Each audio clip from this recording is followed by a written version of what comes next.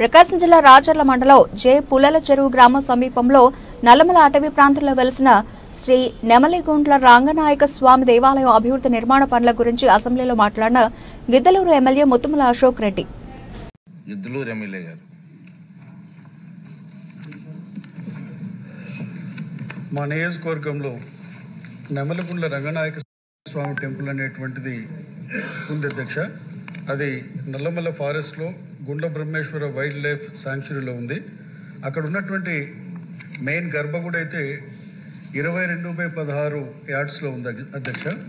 అక్కడ భక్తులు ప్రతి శనివారం కొన్ని వేలాది మంది వస్తారు. అక్కడ ఆ గర్భగుడిని ఎక్స్టెన్షన్ చేసుకోవాలనంటే ఎర్లియర్గా ఆ యొక్క గుడికి దాదాపు 60/40 యార్డ్స్ అనేటువంటిది ఆనాటికి అప్పుడు బ్రిటిష్ వారు దానికి అలాట్ చేస్తున్నారు.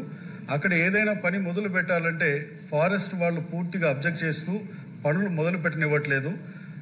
ఆ యొక్క గుడి అభివృద్ధి కోసం 6 కోట్ల రూపాయల నిధులు ఉన్నా కూడా ఫారెస్ట్ వాళ్ళు అబ్జెక్ట్ చేయటం వలన పనులు మొదలు పెట్టకపోవడము ఒకటి భక్తులకు పూర్తిగా అసౌకర్యంగా ఉంది. నేను గౌరవ ఉప ముఖ్యమంత్రి గారు అలాగే ఫారెస్ట్ మినిస్టర్ గారైనటువంటి మన యొక్క పవన్ కళ్యాణ్ గారిని నేను ఈ సందర్భంగా అడుగుతా ఉన్నాను.